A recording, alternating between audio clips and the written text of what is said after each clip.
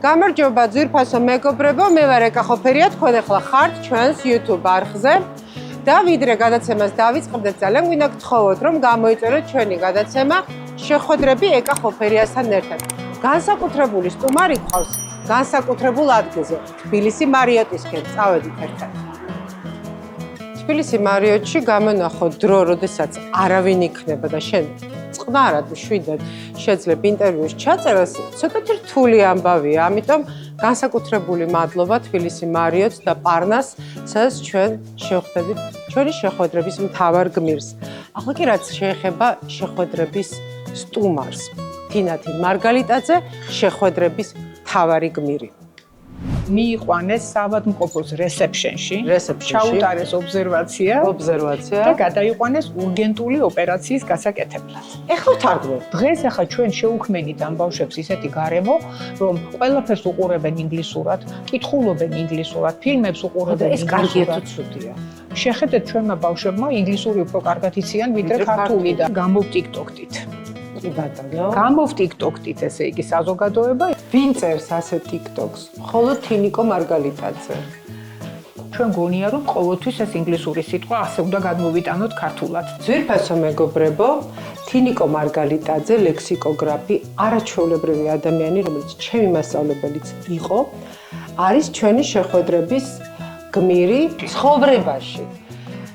თინა ხიდაშელი და ეკა ხოფერია. ისეთ რაღაცებს აკეთებდა თინა, რომ აი შეუძლებელი იყო რომ ამ ადამიანის მიმართ არ მქონოდა რაღაცა ზეაღმატებული განწყობა. შეიძლება თუ არა რაღაცა ახლის დაწყება.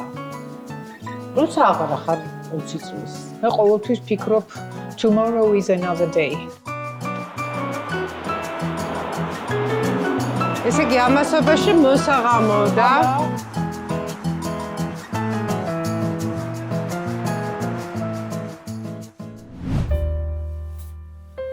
პონტე-ვეკიო შეხვედრების ახალი გადაცემის წარმდგენია და მინდა რომ ამ გადაცემაში რამე პონტე-ვეკიო სტილში გავიკეთოთ და თან პარალელურად ამბებსაც მოგიყვებით. გამორჩეულად საინტერესოა ეს სივრცე ჩემთვის და გეტყვით რატომ. აი ცოტათი თითქოს ბავშვობაში მაბრუნებს, მახსენებს ჩემი ბების, დიდი ბების, ძველებურ ანტიკვარულ ბეჭდებს, ბახჩებს, ეგრეთ წოდებულს და ასევე მაბრუნებს ჰოლივუდის ძველი კინოვარსკვლავების კადრებთან, მათაც აი რაღაც ესეთი პონტე-ვეკიო სტილში ულამაზესი სამკაულები ეკეთებთ. პონტე-ვეკიო ექსკლუზიურად წარმოადგენს ცნობილი იტალიური დინასტიის და ოსტატის რობერტო ვაჯის სახელოსნოს ნამუშევრებს. რობერტო ვაჯი ფლორენციის ერთ-ერთი ყველაზე ცნობილი საოჯახო დინასტიის მეორე თაობის წარმომადგენელია. ეს ბრენდი 1965 წელს დაარსა მისმა მამამ, სერჯიო ვაჯიმ. ის ყოფილა მისი დროის გამორჩეული იუველირი და ვერცხლის გრავირების ოსტატი, ფრიად ცნობილი და დაფასებული იტალიაში. სერჯიომ საკუთარი სახელოსნო გახსნა ლეგენდარულ პონტე-ვეკიოზე, ისტორიულ ხიდზე ფლორენციაში.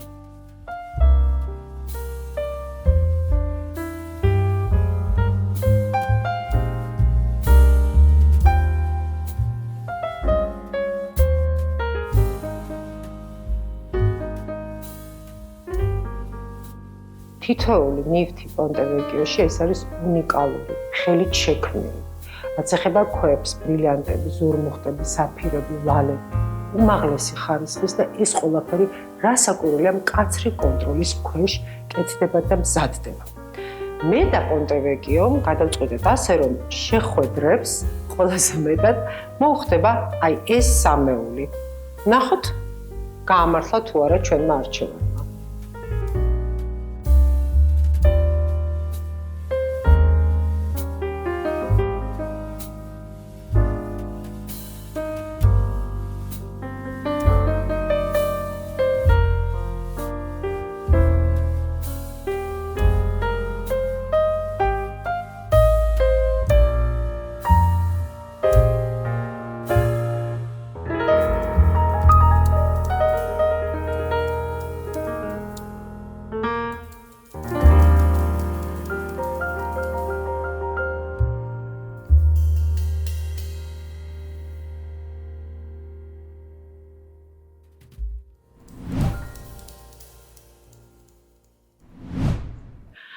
თინიკო არის ლექსიკოგრაფი, ილიას სახელმწიფო უნივერსიტეტის პროფესორი, ლექსიკოგრაფიისა და ენობრივი ტექნოლოგიების ცენტრის ხელმძღვანელი. დიახ ბატონო. თინიკო არის 70 წლის და არის ტიკტოკერი. ხო? დიახ. თავისი გვერდი აქვს TikTok-ზე და მე მისი ცნობილი არა ბარბარიზმებს ამ თემით, როდესაც ვნახე TikTok-ში და მაშინ მქონდა შეხვედრები სულ ახალი დაწყებული, მივხვდი რომ შენ აუცილებლად უნდა იყო ჩემი სტუმარი. აი ამ ყველაფრიდან თინიკო არის ერთი რამ, რაც არის ყველაზე მეტად თინიკო მარგალიტაძე. რა ვიცი, ალბათ ჩემი სიყვარული ქართული ენისადმი. ჩემი ერთგულება ქართული ენისადმი. მე გითხარი, რომ როგორ წარგადგინო, რომ გითხე, ლექსიკოგრაფი გითხარი პირველ რიგში და ძალიან ვამაყობ ამით, იმიტომ რომ ეს არის ისეთი პროფესია, ისეთი სპეციალობა, რომლის პირდაპირ მოვალეობა არის ენაზე ზრუნვა. ალბათ იმიტომ რომ ეს თემა ძალიან მნიშვნელოვანია ჩემთვის, მე არ მოვედი დღეს ხელცარიელი შენთან და შენი შვილებისთვის მოგიტანე ეს არის ერთ-ერთი ჩვენი ლექსიკონი, ინგლისურ-ქართული სასწავლო ლექსიკონი, რომელიც მე და ჩემმა გუნდმა გამოვეცით 2019 წელს. ამას ჩვენ ვეძახით პატარა ლექსიკონს. ეს არის ინგლისურ-ქართული სასწავლო ლექსიკონი, რომელსაც უწოდებენ პატარა ლექსიკონი. ეს ჩვენთვის პატარა ლექსიკონია, იმიტომ რომ ჩვენ გვაქვს დიდი ინგლისურ-ქართული ლექსიკონიც, რომელიც ტომებად გამოდიოდა, გახსოვს ალბათ შენ, 100 გამოდიოდა ტომებად, ეს უკვე ინტერნეტშია. მისამართზე Dict-G და ვინც მოგვისმენს, მე მინდა მათ ვთხოვო, რომ ნახონ ეს მისამართი Dict-G ლათინური ასოებით, ან Dictionary-G, წერტილი G და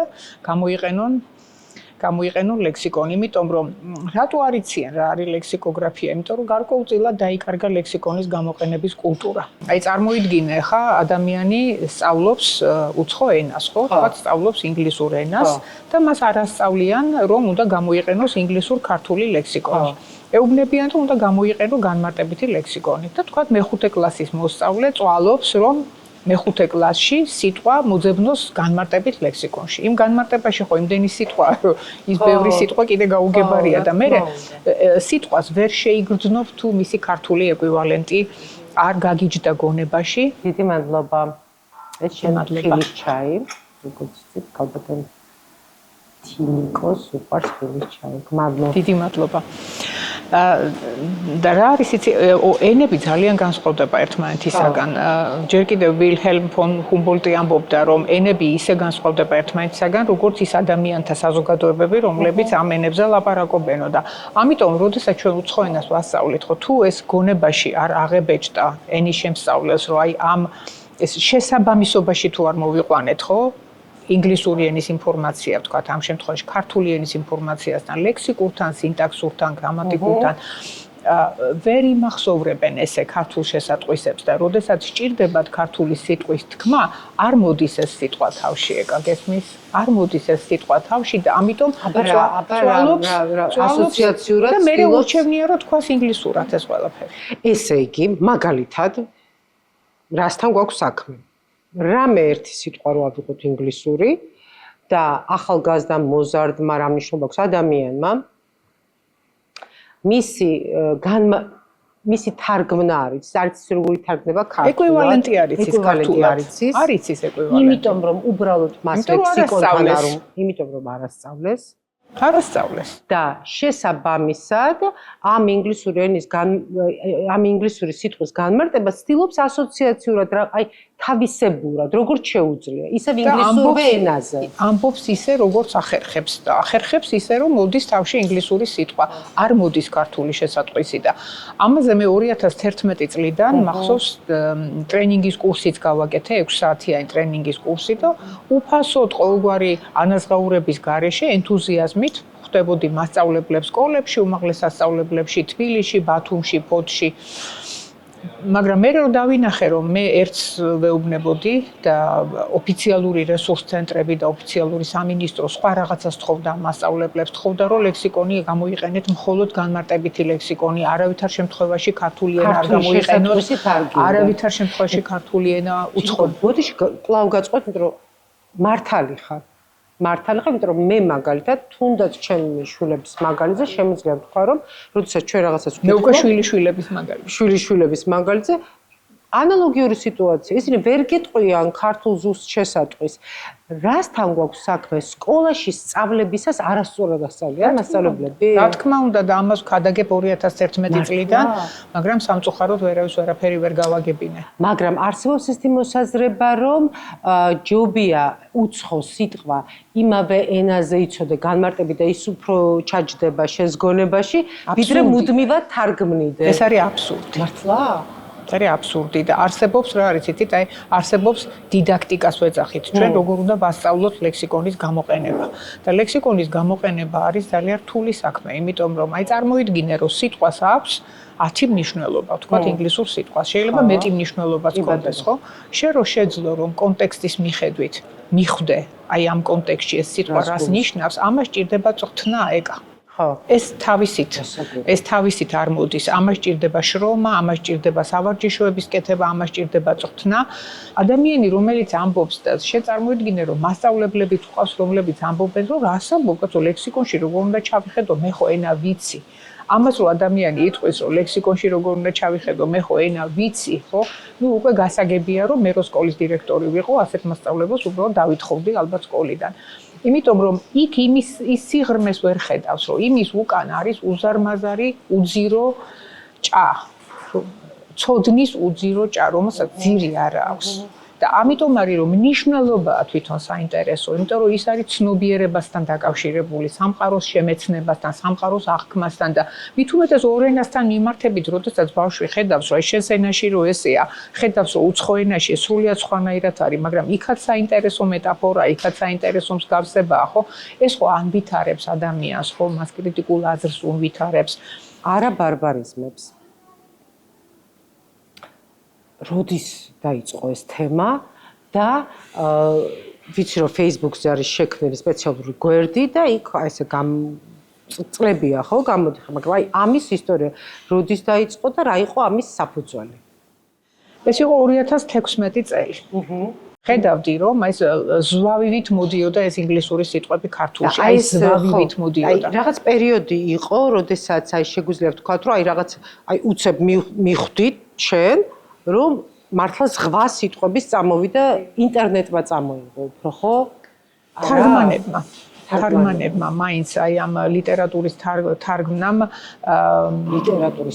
ხო ინგლისურენოვანი მხატვრული არა აქ არის ძირითადად სხვადასხვა ტიპის დოკუმენტები, დოკუმენტაციის თარგმნამ უფრო მე მგონი რომ უფრო ამან წამოიღო ეს ამდენი უცხო სიტყვა ქართულ ენაში ასოცირების ხელშეკრულების ხელმოწერის შემდეგ განსაკუთრებით ხო აი ძალიან ბევრი დოკუმენტის თარგმნა გახდა საჭირო და როგორც ჩანს არ იყო საკმარისი რესურსი ამისათვის იცი არ იყო საკმარისი პროფესიონალი თარგმნის შესატყვისები თუ არა ზუსტად ეთარგმნოთ ქართულად წარმოიდგინე ეკა რომ ხალხი თარგმნის დოკუმენტებს ისე რომ ლექსიკონში არ იხეტება შეგიძლიათ მოიდგინო. ამიტომ ის რასაც ნახავდა, ის პირდაპირ გადმოქონდა ენაში და ხა ჩვენ ქართულ ენაში ძალიან ბევრი გვაქვს ისედაც გვაქვს ბევრი ნასესხების სიტყვა და მათ შორის ბევრი არის ლათინური ძირის სიტყვა, რომელიც უკვე რაღაცა მნიშვნელობით არის ენაში დამკვიდრებული და ეხლა როდესაც უკვე ინგლისური ენის გავლენა გაძლიერდა, ეს სიტყვები თავის დროზე რუსულიდან შემოვიდა ცხადია და მერე როდესაც ინგლისური ენის გავლენა გაძლიერდა უკვე მოხდა ხელახლა დაიწყო ხელახლა სესხება ამ სიტყვების. ხელახლა სესხება უკვე სხვა მნიშვნელობით. ეს ერთი პრობლემა იყო და მეორე პრობლემა უბრალოდ ნუ აი რო არ იცოდნენ ეს როგორ ეთარგმნათ. ბევრი რაღაცა ახალი ცნება იყო, რომელიც უბრალოდ არ ქონდა ქართულ ენაში და ნაცვლად იმის ფიქრისა, რომ აი ეს ყველაფერი როგორ გავაქართულოთ და როგორ გადმოვიტანოთ ქართულად, უფრო მარტივი იყო და პირდაპირ ინგლისური სიტყვებით თარგმნიდნენ და ამ თარგმანებით მოგვეძალა, ნუ რა თქმა უნდა, მედიასაც გარკვეული დამსახურება ჰქონდა ამ საქმეში, დამსახურება ბჭყალებში, რა თქმა უნდა, პოლიტიკოსები. და უკვე ძალიან შემაწუხებელი იყო, განსაკუთრებით ჩემთვის, ადამიანისთვის, რომელიც მთელი ცხოვრება აშენებდა ხიდებს ქართულ და ინგლისურ ენას შორის, აი ამ ლექსიკონების სახით. ხო, ახლა ეს მე პატარას ვეძახით ამას, იმიტომ რომ ამაში 30,000 სიტყვაა და ჩვენ დიდ ლექსიკონში 100,000 სიტყვაა. და როდესაც შენ გესმის, რომ აი ხმარობენ სიტყვას და ამ დროს შენ იცი, რომ ეს სიტყვა თავისუფლად შეიძლება რომ ითქვას ქართულად. მაგალითები ვთქვათ, ნიკო, შეგვიძლია ხო მილიონი მაგალითი? აი მაგალითად ახლა აროგანტული მაგალითად ხო გიждები ამ სიტყვაზე, ხო გთხოვთ აროგანტულობაში ჩამომართმევთ, ხო? ან აროგანტული სპიჩი. ხო, აი სპიჩიც ხო ძალიან ხშირად ხო სტაფი მაგალითად, ხო? აი რა არის რა უბედურება სტაფი, როცა გვაქვს თანამშრომლები ქართულში, ხო? რატო არ შეიძლება რომ ვთქვათ თანამშრომლები და უკვე ისედაც იმდენი სიტყვა გვაქვს ნასესხები სხვადასხვა ტიპის დაწესებულების თანამშრომლებისათვის, ხო? მაგალითად საავადმყოფოს ვეძახით მედპერსონალს, ხო ესეა? სკოლაში არის პედაგოგიური კოლექტივი მაგალითად, ხო? პედკოლექტივი, იქ თვითფრინავს თავისი ისა აქ თვითფრინავის ეკიპაჟი მაგალითად, ხო? თეატრში თეატრალური დასი, ხო და ეს თანამშრომლების staff არის, ესე იგი, ყველა ტიპის დაწესებულების თანამშრომლები. ხო, სტაფი დღესაც მესმის აქა-იქ, მაგრამ ნუ მაინც სტაფი. ან მაგალითად ეს აროგანტული რა უბედურებაა, ხო? როცა გვაქვს სიტყვა ქედმაღალი მაგალითად, ხო? ხო, ქედმაღლობაში ნუ ჩამომართმევთ. ნუ ან ეს სპიჩი რა უბედურებაა, ხო? როცა რუსული ენის გავლენა იყო, რეჩებს ამბობდნენ მაშინ, რომ აი მაგარი რეჩი დაურტყაო, ხო? ეხლა გახდა სპიჩი, რეჩი გახდა სპიჩი. რატო რომ სიტყვით გამოვიდა, ხო? არ შეიძლება რომ ვთქვათ, რომ სიტყვით გამოვიდა. შემდეგ ეს სინტაქსზე ძალიან დიდი გავლენა, ეს კალკები. ეხლა ქართულ ენაში გვაქვს ზმნა, რომელიც არის სრულიად უნიკალური. და კი გვჭირდება ხანდახან ესეთი ტიპის ანალიტიკური კონსტრუქციები, რომ აი განცხადება გაკეთდა, მაგრამ ხშირ შემთხვევაში შეიძლება რომ ეს პირიანი ფორმით გადმოიცეს და ამიტომ ეხლა ასეთი ხელოვნური კონსტრუქციებიც რა თქმა უნდა ამძიმებს ენას და ეს რომ დავინახე, 1-2 პოსტი დავწერე მახსოვს სოციალურ ქსელში, ჩემს გვერდზე და ამას ისეთი რეაქცია მოყვა, ისე აიტაცა ეს საზოგადოებამ, რომ მე მივხვდი, რომ ეს მარტო მე არ მაწუხებს და მე რეალურად დავინახე, რომ ეს აწუხებს საზოგადოებას. ნუ მე მოვუხშირე ამ პოსტების წერას და ნუ აი ყოველ ესეთ სიტყვაზე, ახალ სიტყვაზე, რომელიც შემოდიოდა, წერდი პოსტს და რეკომენდაციას, რომ აი ეს ქართულად ესე შეიძლება ითქვას. მე ერთმა ჩემმა მეგობარმა, ქეთი ანთელავამ, ჩემმა კოლეგამ, რომელიც სამწუხაროდ აღარ არის დღეს ცოცხალი, ძალიან ძვირფასი მეგობარი და კოლეგა. ქეთი მითხრა, რომ თინა იქნებ ცალკე გვერდი გააკეთო ამისთვის. ეს ხო ქეთის იდეა. და მართლაც გავაკეთე ცალკე გვერდი და დავარქვი არა ბარბარიზმებს. 2016 წლიდან დაიწყო ესა და დღეს თუ არ ვცდები 20,000 გამომწერი ყავს ამ ჩემს სოციალურ ქსელში ამ არხს. როგორ მუშაობს შენი სოციალური ქსელი, რომელსაც ქვია არა ბარბარიზმებს? მაგალითად გვაქვს გადაღებული, აი პატარა ვიდეოებიც გვაქვს გადაღებული. მაგალითად ერთ-ერთი ვიდეო გადავიღეთ და ამ პატარა ვიდეოებს ეს ყველაფერი ხდებოდა ენთუზიაზმით. ამ პატარა ვიდეოებს მიკეთებდა ჩემი ახალგაზრდა კოლეგა, რომელიც შემდეგ ამერიკაში წავიდა და ეხა იქ ცხოვრობს, იქ მუშაობს. ნუ გავაკეთეთ მაგალითად ვიდეო და გამოვიყენეთ ჰოლივუდის ფილმი ჩემი მშვენიერი ლედი. გახსოვს ალბათ ეს ფილმი, როგორ უსწორებს მეტყველებას პროფესორი ჰიგინსი ელიზა დულიტლს, ხო? და ერთ-ერთი ესეთი სავარჯიშო არის, რომ პირში უდებს ბურთულებს, აძლევს ტექსტს და ელიზამ უნდა ეს ტექსტი წაიკითხოს. ახლა წარმოიდგინე, ხა პირი სავსე გაქვს საკმაოდ დიდი ბურთულებით და ძალიან სასაცილო კადრია, იმიტომ რომ ვერაფერს ვერ გაიგებ, რას ამბობს ელიზა. და ნუ მოკლედ ეს გამოვიყენეთ, რომ ელიზა ესე იგი კითხულობს, ნუ ხმას ვადებდით, რომ თქვა კითხულობს ესე ტექსტს, რომ ავადმყოფი ემერჯენსით მიიყვანეს ჰოსპიტალის რეცეპშენში, ჩაუტარეს ობზერვაცია და გადაიყვანეს урგენტული ოპერაციის ნუ რაღაცა ესეთი და ნუ მე როგორ ასწორებს ამას ელიზა და უკვე სწორი ქართული. აი მოდი ვთქვათ, აი ეს წინადადება, ბატონებო და ქალბატონებო, რასთან გვაქვს საქმე? როგორ ავადმყოფი ემერჯენსი მიიყვანეს საავადმყოფოს რეცეპშენში, ჩაუტარეს ობზერვაცია და გადაიყვანეს урგენტული ოპერაციის გასაკეთებლად. ეხლა ვთარგმნოთ. აბა ამის შემდეგ უკვე ელიზა ასწორებს ამას, ნუ აი ეს ფილმი მოკლედ ეს არის იდეა, ასწორებს რომ ესე იგი ავადმყოფი სასწრაფო დახმარების მანქანით მიიყვანეს საავადმყოფოს მიმღებ განყოფილებაში, ჩაუტარეს გამოკვლევები და გადაიყვანეს სასწრაფო ოპერაციის გასაკეთებლად. და ნუ მერე იქ ფილმში ესეა რომ პირველად რო სწორად წარმოთქვამს ელიზა The rain in Spain stays mainly on the plain გახსოვს ალბათ ხო ეს არაჩვეულებრივი სიმღერა და შემდეგ ცეკვავენ გახარებულები რომ ელიზამ ბოლოს და ბოლოს ეს დიფტონგი A წარმოთქვა სწორად, იმიტომ რომ ელიზა წარმოთქვამდა ამას როგორც I-ს. მოკლედ ერთ-ერთი ეს იყო. მეორე გამოვიყენეთ ქეთო და კოტედან ფრაგმენტი, ის რო შემოდის ხანუმა რო შემოდის გადაცმული ქეთოს მაგივრად ხო გახსოვს ეს გამოვიყენეთ. ნუ ეს იყო თქვა ხო, ეს იყო თქვა ერთ-ერთი მიმართულება, რომ ესე პატარა ვიდეოებს ვდებდით სახალისოს, რომელიც ძალიან მოსწონდათ და ბევრი ნახვა ქონდა. ან მაგალითად ეს ჩემი მეგობარი მიკეთებდა slide shows მიკეთებდა და ამ სლაიდებზე ვდებდით, რომ აი თქვა აროგანტული, გადაშლილი აროგანტული და სწორი თქვა ქედმაღალი, ან სტაფი, გადაშლილი და სწორი თანამშრომელი. და აი ამ slide shows ვდებდით. მერე დავიწყე ერთი პერიოდი, დაახლოებით ესე 10 წუთიან ვიდეოებს წერდი Zoom-ით. ნუ ავიღებდი რაღაც თემას, ხო? რომ მაგალითად იგივე უცხო სიტყვას რო დაინახავ, ყოველთვის ისევე არ უნდა გადმოიტანო ქართულში, ხო? მაგალითად champion ვიცით რომ არის ჩემპიონი, მაგრამ champion of peace არ არის მშვიდობის ჩემპიონი, არის მშვიდობის დამცველი, მშვიდობის კომაგი, ხო? იმიტომ რომ champions ქართულში ეს მეორე მნიშვნელობა არ აქვს, ხო?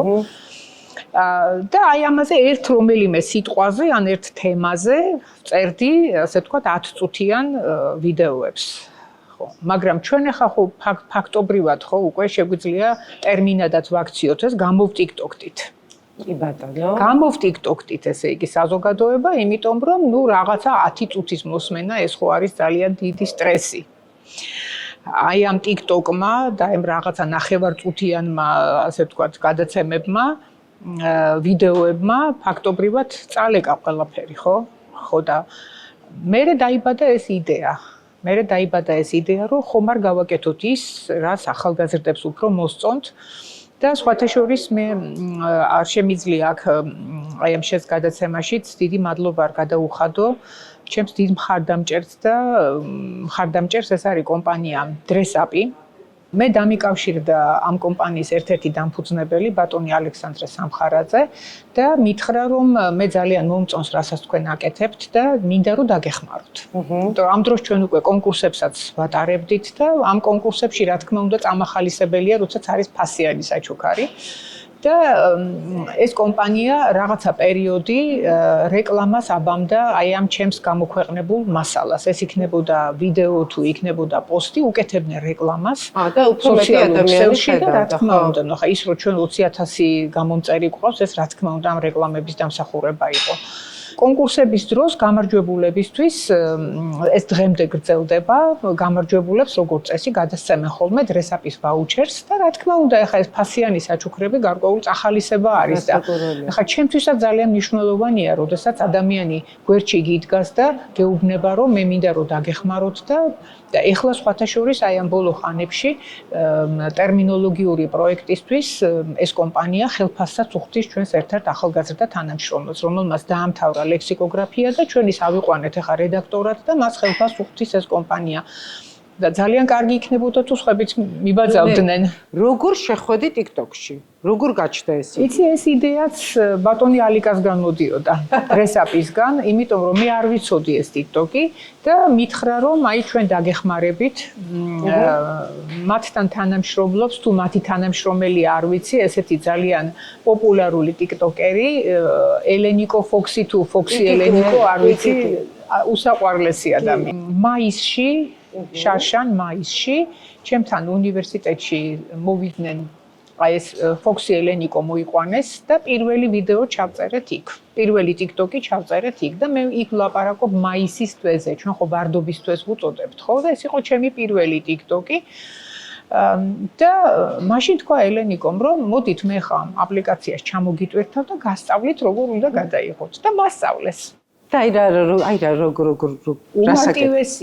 უმარტივესია ტელეფონს დაიდებ წინ არის იქ რაღაცა ღილაკი დააჭერ იმ ღილაკს ხელს და იწერ ვიდეოს მერე დააჭერ ხელს პოსტ და გამოაქვეყნებ და დაკარგა ასევე მასწავლა ტექსტი როგორ უნდა დავადო მუსიკა როგორ უნდა დავადო ეს ყველაფერი არის ასე რომ მე ფოქსი ელენიკოს მოწაფე ვარ და ელენიკო ძალიან დიდი მადლობა ჩემო საყვარელო ყოველთვის მიხარია როცა ჩემთან მოდიხართ და ვიწერთ ხოლმე დრო და დრო რაღაცებს TikTok-ებს დრესაპისთვისაც ვწერთ ხოლმე ხანდახან რაღაცებს და ძალიან მიყვარხარ ინფლუენსერი თინათი მარგალიტაძე. მარიკა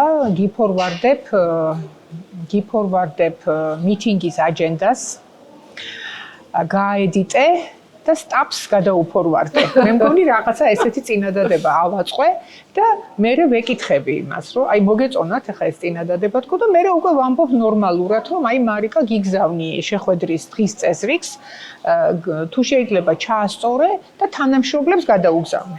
60,000 ნახვა ქონდა ამ პირველ ჩემს TikTok-ს, ასე ვთქვათ, ესე იგი მაისი იყო ერთ-ერთი პირველი და მე ეს ჩავწერე. იმისათვის რომ ჩავწერო TikTok-ი, მჭირდება რომ ცოტა ამაღლებულ ადგილზე დავდო ტელეფონი. კი ბატონო. როგორც მასწავლა ფოქსი ელენიკომ, ამიტომ ამისთვის ვიყენებ ჩემს ლექსიკონებს. და აი აქ ვალაგებ ლექსიკონებს. ვქმნი ასე ვთქვათ შემაღლებულ ადგილს. აი ასე. შემდეგ აქ ვიყენებ გაიუს იულიუს კეისრის ბიუსტს. ნახეთ. ვინ წერს ასე TikTok-ს? მხოლოდ თინიკო მარგალიტაძე. და აი შემდეგ ესე იგი ვჯდები აქ ცოტა სავამაღლებო სკამს. ხო. და აი ასე ვიდებ ტელეფონს. აჰა. მარტივია. აი ეს აპლიკაცია, რომელიც მაქვს ჩამოწერილი, აი პლუსზე აჭერ ხელს. და აი მზად არის უკვე ვიწყებ აქ ლაპარაკს. მოკლედ, ეხლა ჩვენ შევდივართ თინი მარგალიტაძის TikTok-ზე. ზოგადად რამდენ წუთიანი გაქვს ხოლმე ესენი? სხვადასხვა არის 1 წუთიანი, 3 წუთიანი. ნუ მაქსიმუმ ვცდილობ რომ 3-4 წუთს არ გათდეს, იმიტომ რომ ხო იცით როგორი გამოტიქტოკებული ვართ. და აი ბატონო ნეოლოგიზმი გამოტიქტოკებული. ხო, ეხა ეს აქ აჩვენებს რამდენმა ნახა. ნუ ზოგან 26,000-ია, ზოგან 3,000-ია, ზოგან 5. აი ნახეთ, აქ არის 24,000 რაღაცა ხო, ნახვა. მაგრამ გარდა ამ TikTok-ისა, მე ამ ვიდეოებს კიდევ ვდებ არაბარბარიზმების გვერდზე, სადაც 20,000 აქვს, იმიტომ რომ იქ ბევრი. აქ რამდენი გამომწერი ყავს, აბა შევხედოთ 2828 და გამოიწერეთ თინი მარგალიტაძე და ესეთი გვერდები უნდა იყოს პოპულარული მეგობრებო. მოусმინეთ საუბრებს ქართულ ენაზე. მოусმინეთ საუბრებს ქართულ ენაზე. Champion of Peace. როგორ უნდა გადავთარგმნოთ ქართულად? მშვიდობის ჩემპიონი? ეს შეცდომაა. როგორ ფიქრობთ, რატომ არის ეს შეცდომა?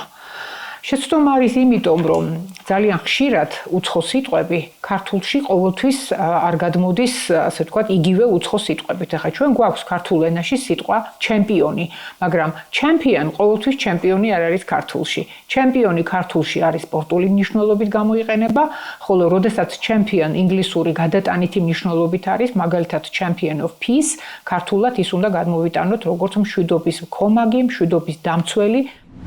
შენ ამბობ თინიკო რომ ბარბარიზმებიც არა მარტო ამიტომ, მაგრამ ბარბარიზმებმა იმატა იმიტომ, რომ ჩვენ გადავეცვიეთ ლექსიკონის განვითარებას. რა თქმა უნდა და ეს არის კვლევის შედეგი. მე ამას ესე კი არ დამესიზმრა ეს. მე ამას ვიკვლევ 2016 წლიდან.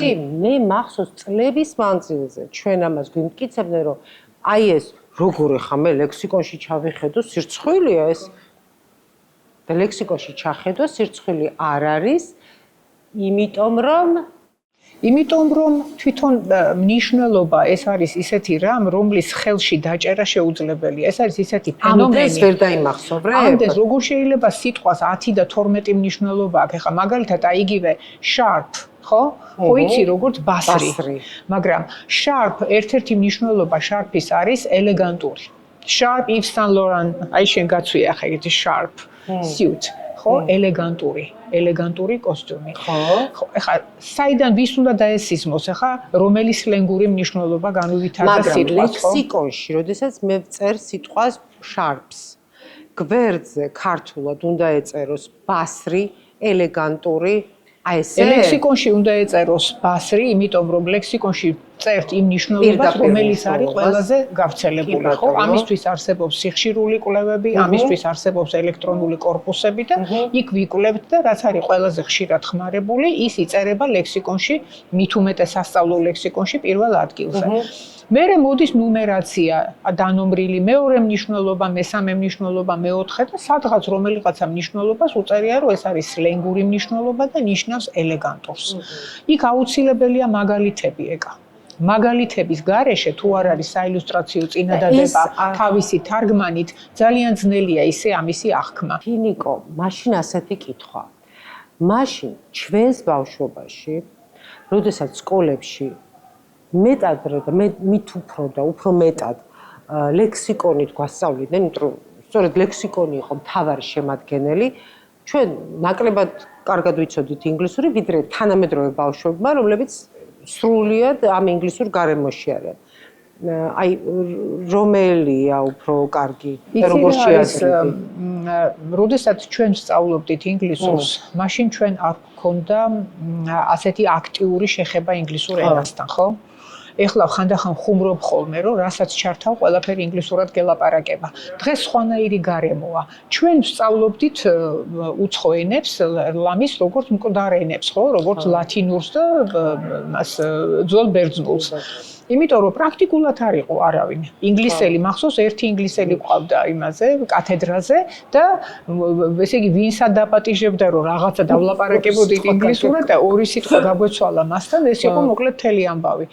და მე მახსოვს, როდესაც პირველად 1989 წელს სწავლედი ინგლისში საბჭოთა მასწავლებლების სამთვიან სტაჟირებაზე, ხო, აი იქ სამი თვის მერე იქიდან მე ჩამოვედი სულ სხვანაირი ინგლისურით.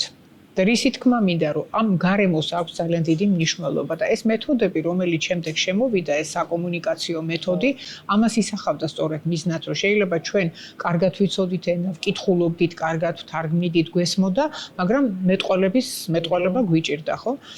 მაგრამ ამ მეთოდებმა მოიტანა რა, რომ აი ის ძველი მეთოდი, თქვათ იგივე თარგმანის გამოყენება ინგლისური ენის სწავლების დროს, მშობლიური ენის გამოყენება სწავლების პროცესში, ეს ჩაითვალა რაღაცა ძალიან დიდ დანაშაულად და მოკლედ უცხო ენა უნდა ვასწავლოთ ისე, რომ შევქმნათ გარემო. მაგრამ რომ შემთლიანად ხარ ამ ინგლისურ გარემოში. ეს გარემო აღარ არის საჭირო დღეს, იმიტომ რომ დღეს არის ინტერნეტი, დღეს ესე იგი რასაც ჩართავ, ყველაფერი ინგლისურად გელაპარაკება, ხო და ამდენად ქართული დავავიწყეთ ბავშვებს. ამიტომ დღეს მით უფრო არის ამ მეთოდებთან მიბრუნება საჭირო, მით უფრო არის საჭირო რენოვანი ლექსიკონები, მით უფრო არის საჭირო რომ არ დაგავიწყე შენი. არა, იმიტომ რომ შესაბამისობაში მოიყვანო მშობლიური ენისა და უცხო ენის ინფორმაცია ყველა ენობრივ დონეზე, განსაკუთრებით ლექსიკურ დონეზე, მაგრამ არა მხოლოდ.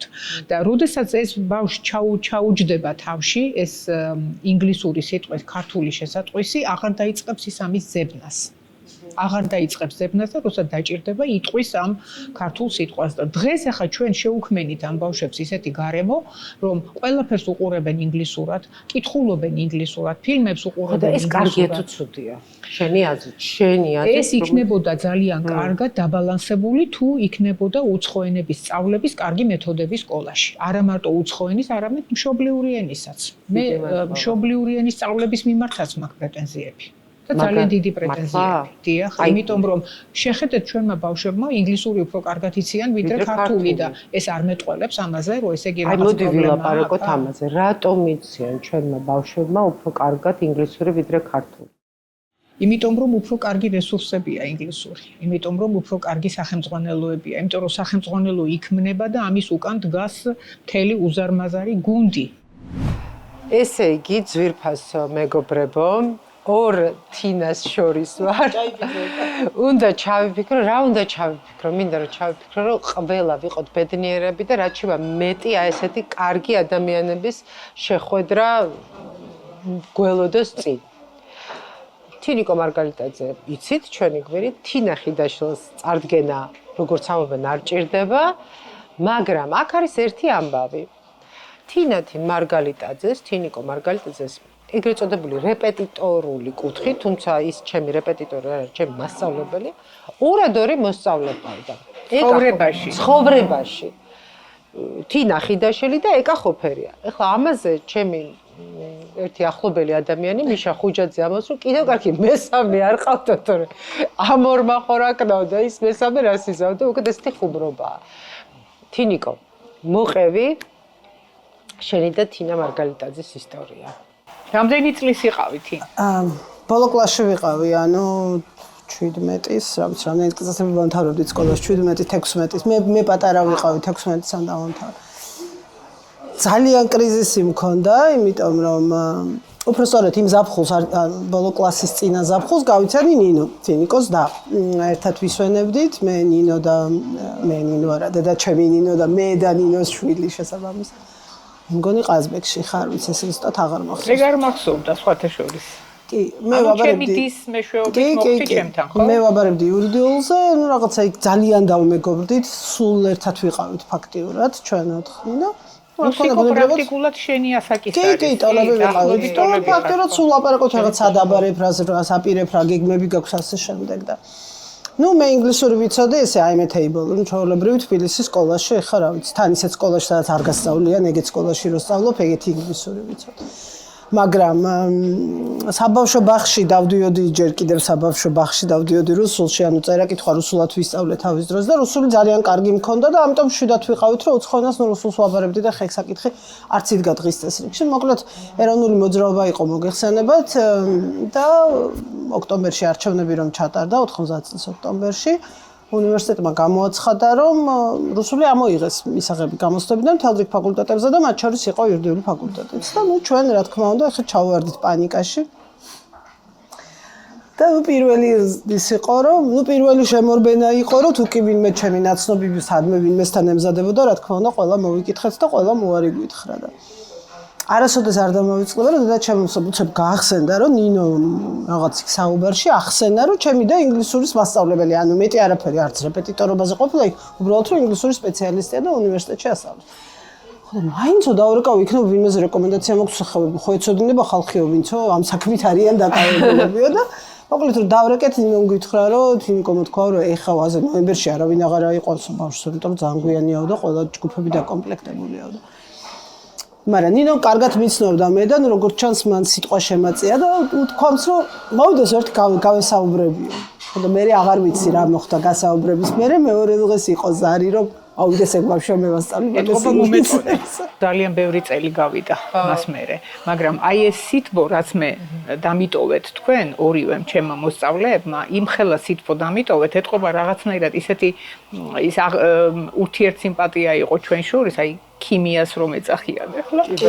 ხო, ისეთი იყო რომ მე მთელი ეს ცხოვრება მართალია ესე ჩვენ ისე ხშირად ვერ ხვდებით ერთმანეთს, მაგრამ ასე თუ ისე იკვეთებოდა მაინც ჩვენი გზები და აი ყოველთვის მე თქვენი სახით მეგულებოდა ძალიან ახლობელი ადამიანები, ძალიან საყვარელი ადამიანები და ეკამ იმ დღეს რომ შევხვდით, მითხრა ჩვენ ხო შენობით ვიქნებითო და ეხლა თინასაც ვაიძულებთ რომ შენობით იყოს, მაგრამ არ შემიძლიაო თქვენთან შენობითო. თინა პირადად თქვენო, ჩვენთვის თქვენ აი რა ვიცი, ეხლა დღემდეც რა ვიცი, მე 1000 ინტერვიუ მაქვს მიცემული აი ეს რაღაც ჟურნალები რო სტანდარტული კითხვა იყო ხოლმე რომ აი თქვენი რაღაც იდეალი ვინ იყო და სულ თინიკო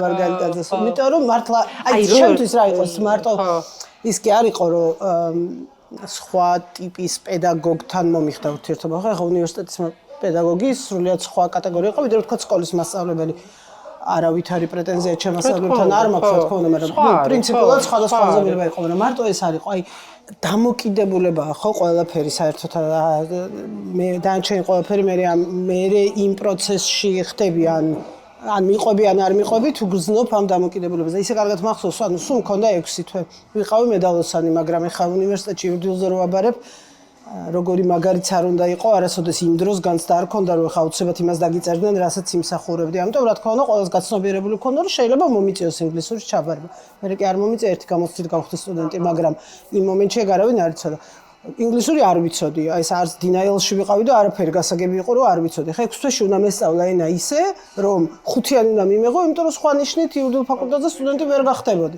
ნუ, ფაქტიურად შეუძლებელი ამოცანა იყო. ისეთ რაღაცებს აკეთებდა თინა, რომ აი შეუძლებელი იყო, რომ ამ ადამიანის მიმართ არ მქონოდა რაღაცა ზეაღმატებული განწყობა.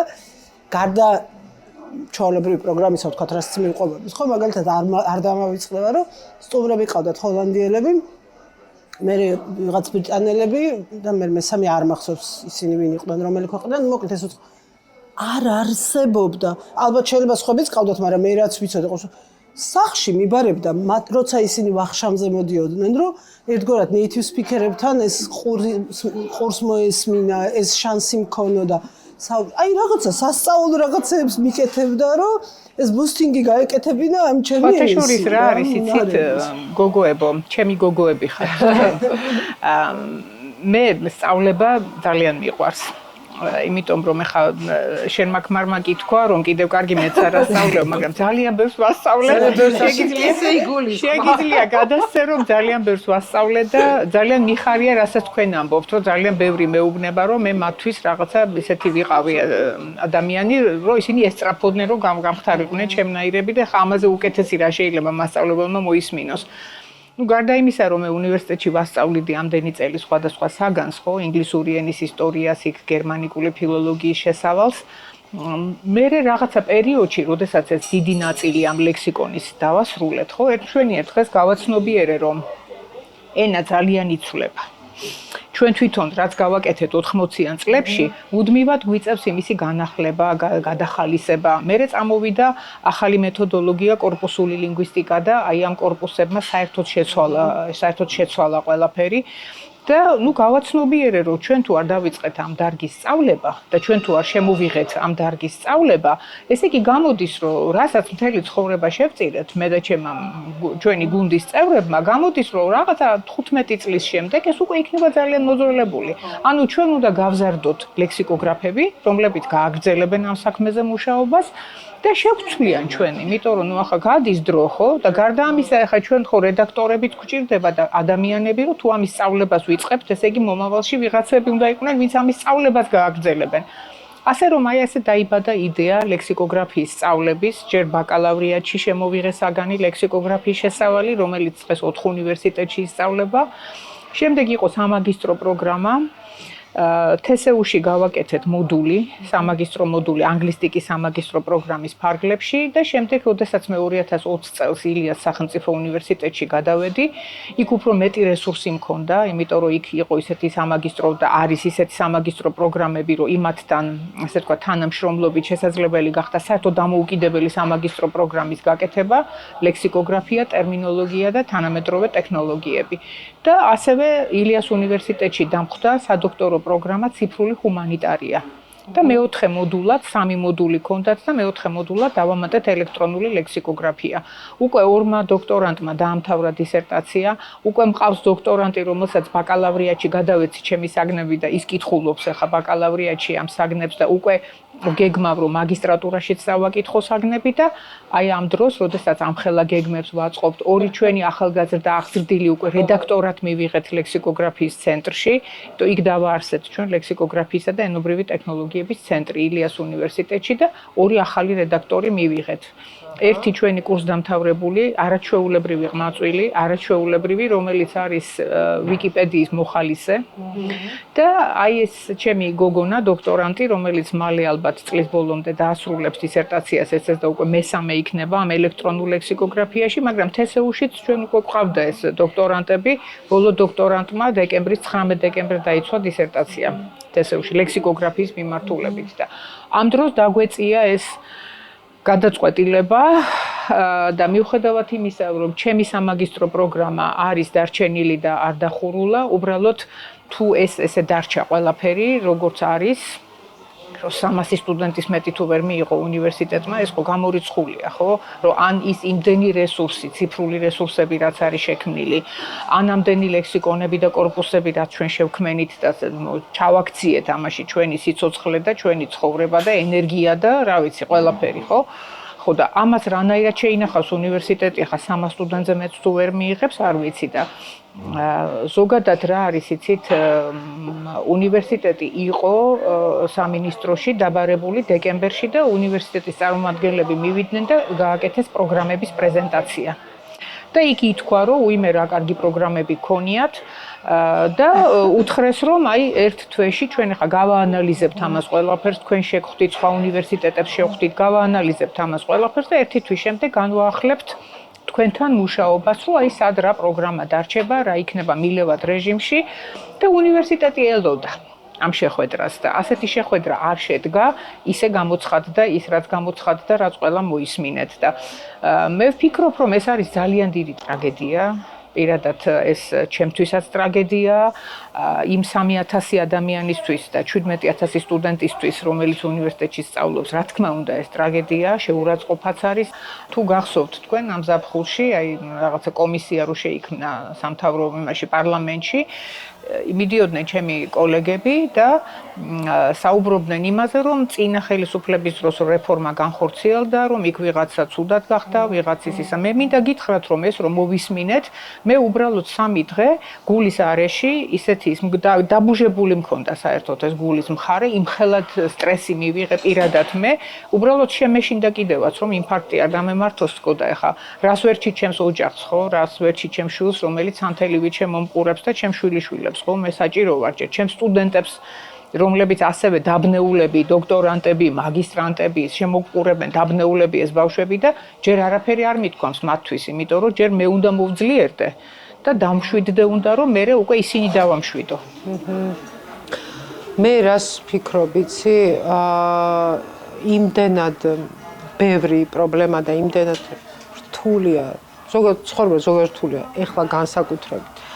მაგრამ შენ ჩემთვის ისე როგორც არის რამდენიმე ისეთი мотиваცია ადამიანი ხარ და ისეთი სტიმული ხარ, მე იცი რას გეტყვი, შენ და შენერი ჭკვიანი ადამიანები აუცილებლად იპოვით გამოსავალს და აი ნახე, აუცილებლად ძალიან კარგადაც იქნები, ძლიერადაც იქნები, გიყურებთ აი შენ.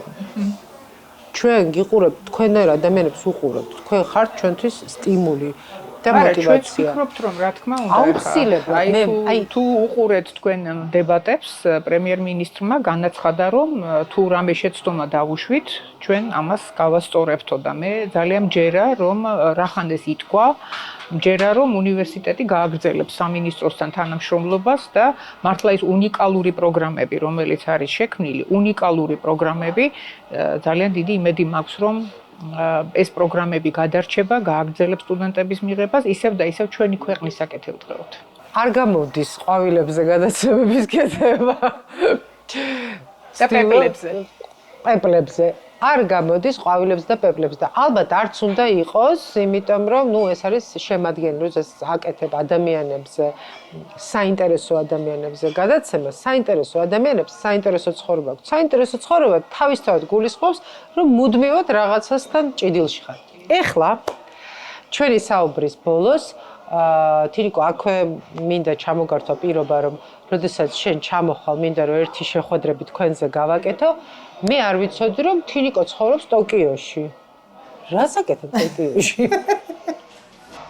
ძირითადად რამდენიმე უნივერსიტეტში ვარ, არის რამდენიმე მიმართულება, არის ცენტრი მედეგობის და ჰიბრიდული ომების ტოკიოს უნივერსიტეტში ერთის მხრივ და მეორეს მხრივ ჰიციბუშას უნივერსიტეტში და რაღაცნაირად ორივე ცენტრთან ლექციებიც მაქვს, მაგრამ ეს არ არის მთავარი მიზეზი. მთავარი მიზეზი არის უფრო მეტად ერთის მხრივ კვლევები, ძირითადად მედეგობის ინსტრუმენტების მოსინჯვის და ტესტირების, რა მუშაობს ამ საინფორმაციო ომის გარემოში, რა არ მუშაობს, რომელი საზოგადოებები როგორი განვითარების ეტაპზე მყოფი, როგორ ხდებიან, იქნება ეს დეზინფორმაციული კამპანიები თუ სხვა ტიპის იგივე კიბერშეტევები და ასე შემდეგ და მეორეს მხრივ მათ აქვთ ორივე ცენტრს აქვს მთელი სერიალი ეგრეთ წოდებული guest lecture-ების, რომლებსაც მთელი მსოფლიოს მასშტაბით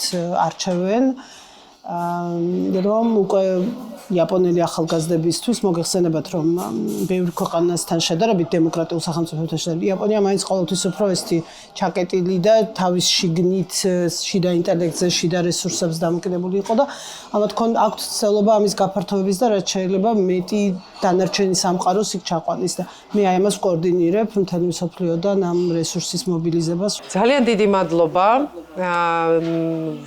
ელოდეთ თინა ხიდაშვილს უკვე შეხვედრებში ტოკიოდან. დიდი მადლობა კაფე კანაპეს. აქ არ ყოფილვარ 8 წელი და მივხვდი როგორ მომნატრებია აქაურობა. მართლა სითის თათბირებს ვატარებდით აქ და აი ეს არის ჩემი საყვარელი. აი აქეთ რომ გადაიხედები და მოკლედ აქ ახალი სივრცეები შეიქმნა. ეს არის მაგალითი იმისა, როდესაც ეს ხარისხი წლების მანძილზე არ იცვლება და პირიქით უფრო და უფრო იხვეწება და აი ეს ძალიან მშობლიური გარემო რომ კიდევ უფრო გალამაზებული დამხვდა. ძალიან გამიხარდა, ასე რომ კაფე კანაპეს დიდი მადლობა. ბერმა ადამიანმა, მოკლედ რაღაც გარემოებების გამო დაკარგა სამსახური. საერთაშორისო ორგანიზაციებში მუშაობდნენ სხვადასხვა ორგანო. აი მართლა ზოგჯერ ვკითხულობ სტატუსებს და ვფიქრობ ხოლმე, რომ აი ისეთი ნიჭიერი ადამიანები არიან, აი ისეთი ავტორები, რომ ეხლა თავის დროზე აი ვერც მიეკარებოდი, იმდენად დაკავებულები იყვნენ ისე. რემოდით წლები, ასაკი და ასე შემდეგ. ეხლა შენ ხარ თუნდაც შენი TikTok-ი, თუნდაც შენი აქტიურობით, მაგალითი იმისა, რომ აი მუდმივად რაღაცები ცვალო. აი თავარი რჩევა. ან თუ გინდა შენ მაგალითზე. აი შეიძლება თუ არა რაღაცა ახლის დაწყება. როცა აღარ ხარ 20 წლის. როცა არ ფიქრობ, რომ აი თებს დავატრევ. როცა ახალგაზრდა შენი მშობლები უკან არ ყვანან და ნუ მინიმუმ იცი რომ სახში მიხვალ და სადილს გაგიმზადებენ და რაღაც შენი ზურგი გაქვს რა.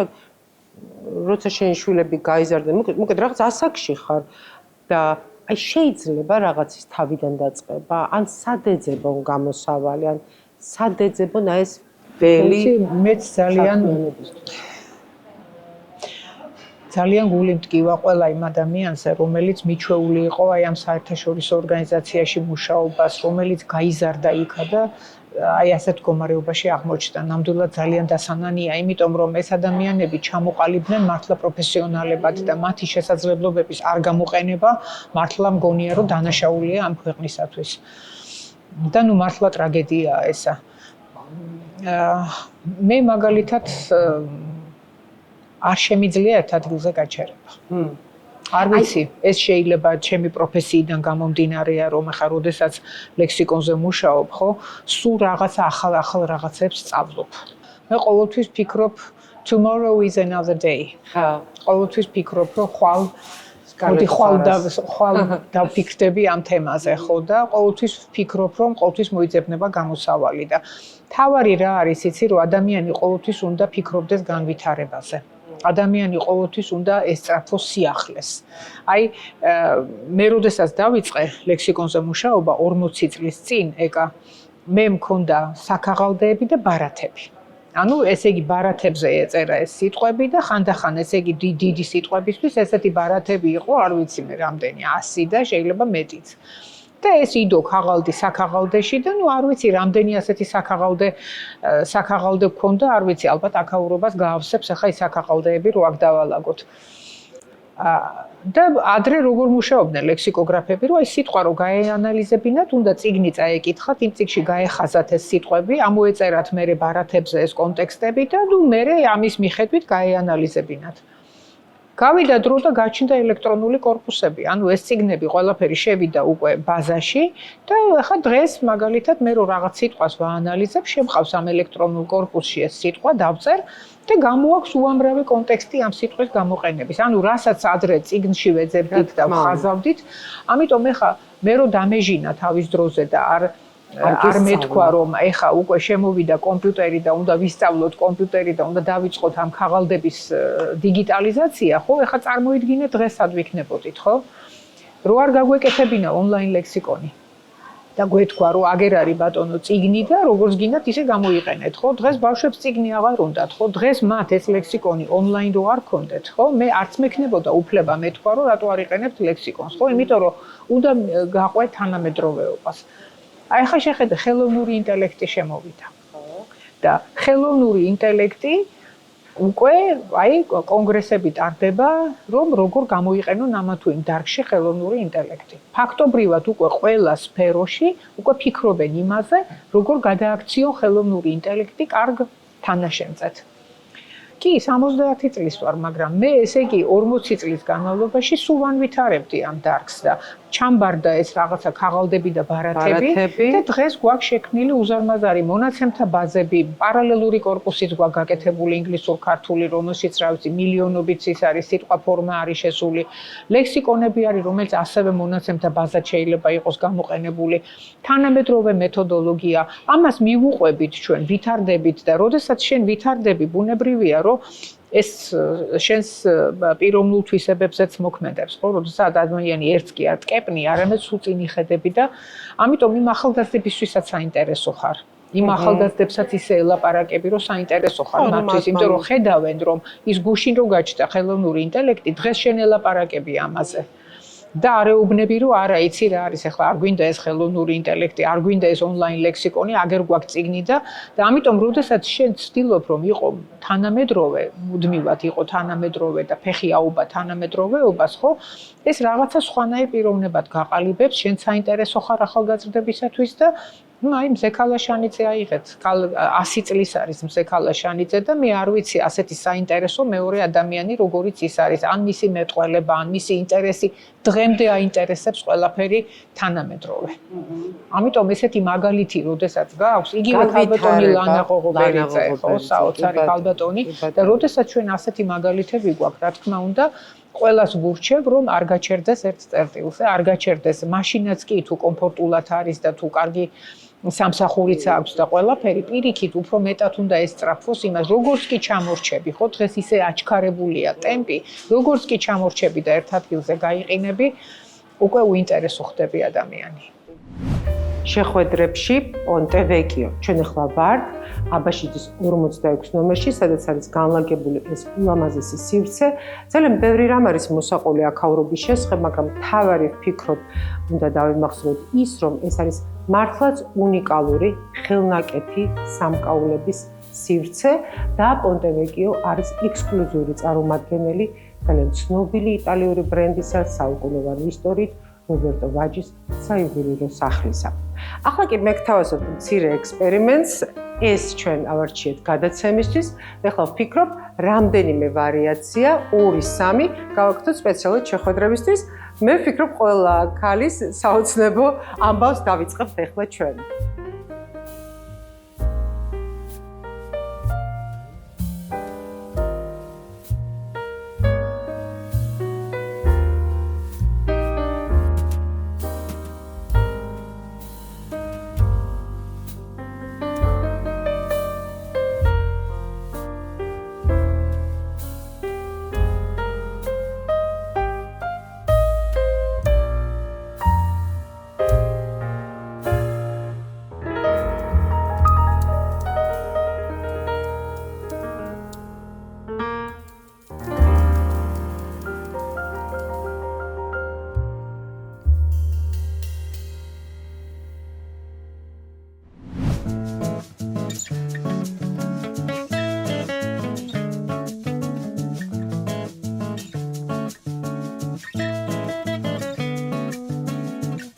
სასტუმრო თბილისი მარიოტი, პარნასი.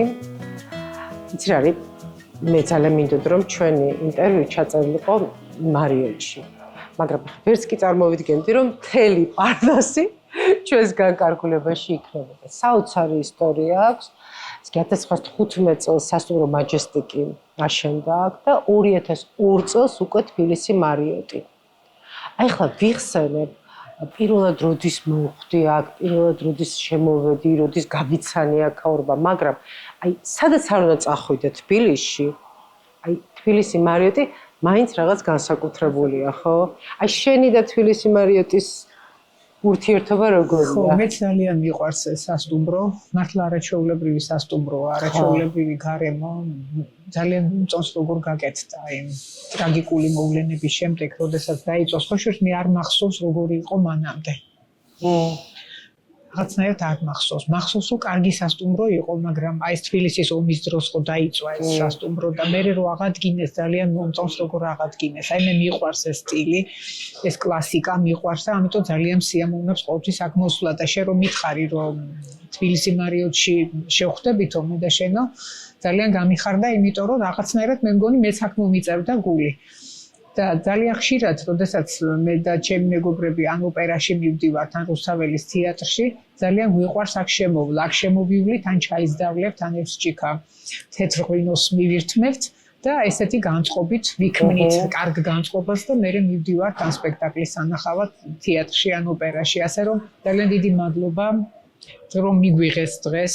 ძალიან დიდი მადლობა.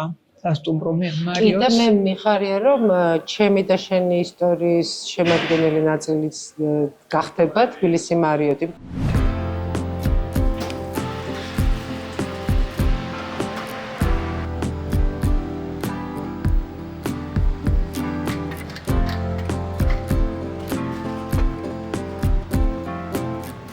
აი ეს არის ჩვენი ახლად გამომცხვარი ჭვავის პური, ტრუფელის კარაქით, ხო? ნახე რა სიგამაზეა. და ეს ჩვენი თხილი. ნუ რა საინტერესოა. ძალიან მიყვარს ესეთი კონცეპტუალური საჭმელი. ეს კიდე არის თხის ყველის სალათი.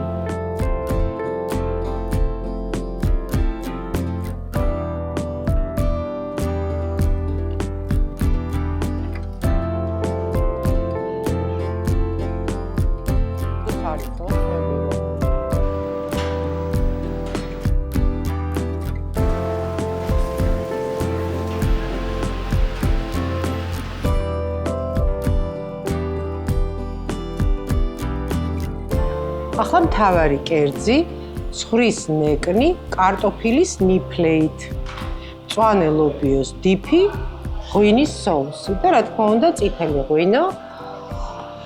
დავაგემოვნოთ ესეც. Sounds good. კი. ესეც ჩვენი ცხრის ნეკნები. ეს არის მწვანე ლობიო. შორის ამას წინათ მიხსნიდნენ, რომ ცხრის ხორცი ყოფილა ყველაზე უსაფრთხო და ყველაზე სასარგებლო. მე რატომ ხარ ჩვენ დიდად არ ვჭამთ ცხრის ხორცს ვერიდებით და თურმე ყველაზე სასარგებლო ყოფილა ცხრის ხორცი. ნახოთ აბა მოვსინჯოთ და მე ვნახოთ როგორ ვიქნებით. კი ბატონო, აბა. ბონაპეტი.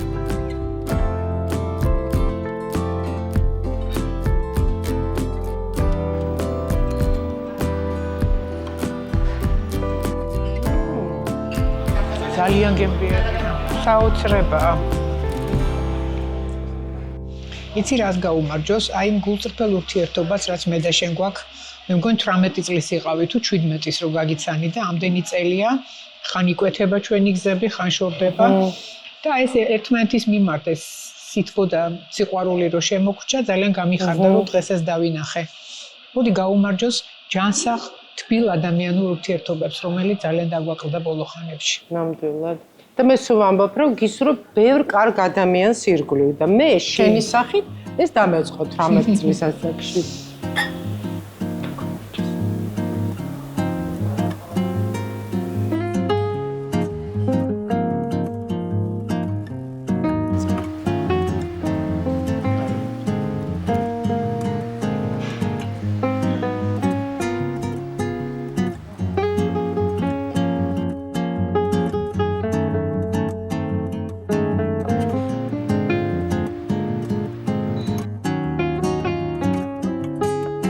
მეგობრებო, სიახლე თბილისი მარიოტში.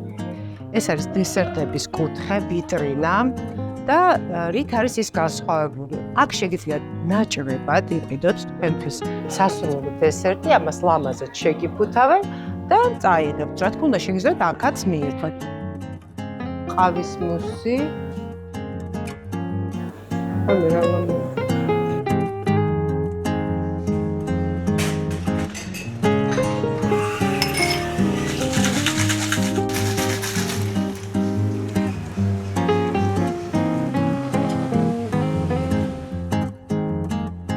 მინდა რომ მარიოტის დესერტები სახში გაგატანო. შენს ლამაზ ძალიან მანებივრებ. ძალიან მანებივრებ. შენ იმსახურებ ყველაფერს. მარიოტის დესერტები ძალიან მიყვარს. მაგრამ მარიოტის დესერტები ამა ერთს მე დაგიჭერ, ერთ შენ დაიჭერე და ძალიან ცოტას გავისეირნოთ იმას. გავისეირნოთ ცოტა რუსთაველზე. ესე იგი ამასობაში მოსაღამო და ამასობაში რამდენი ვილაპარაკე. ძალიან ბევრი ვილაპარაკე და ესე იგი მე სულ ამბობ რომ არაფერი სჯობს თბილისის ქუჩებს და ნუ რუსთაველის გამზირის ძალიან მიყვარს. აი აქედან გამოვდივართ ხოლმე მე და ჩემი მეგობრები. ხო? როცა მივდივართ თეატრში, ხან ჩაისვამთ, ხან ღვინოს მივირთმევთ და აი ესეთ განწყობით მივდივართ სპექტაკლის სანახავად. ესე იგი ესეთი ტრადიცია დამკვიდრდა, რომ ჩემი საყვარელი სტუმრები მოუწოდებენ, რომ გამოიწერონ ჩვენი არხი და აი რა ვიცი, მინდა რომ თხოვო ჩვენს ამ მაყურებელს. მე ძალიან დიდი სიამოვნებით გავაკეთებ ამას. მით უმეტეს თუ ტრადიციაც არის, ტრადიციას ვერ დავარღვევთ და მინდა ყველას მოგიწოდოთ მეგობრებო, გამოიწერეთ ეკა ხოფერიას არხი. შეხვედრები ეკა ხოფერიასთან. არინანებ. თინიკო მარგალიტაძეს თუ მოусმენთ და გამოიწერთ, მე ძალიან მადლობელი ვიქნები. ძალიან დიდი მადლობა მინდა გითხრა, რომ იყავი ჩემი სტუმარი. მე ვარ ძალიან ბედნიერი, რომ ჩემს ცხოვრებაში ბევრი საინტერესო ადამიანი იყო და შენ რომ შემხვდი 18 წლის ასაკში, ეს ხო ძალიან მნიშვნელოვანია. ძალიან მნიშვნელოვანია კარგი საინტერესო ადამიანები. ამიტომ მადლობა შენ რომ დიდი მადლობა. დიდი მადლობა მეგობრებო და შეხვედრამდე.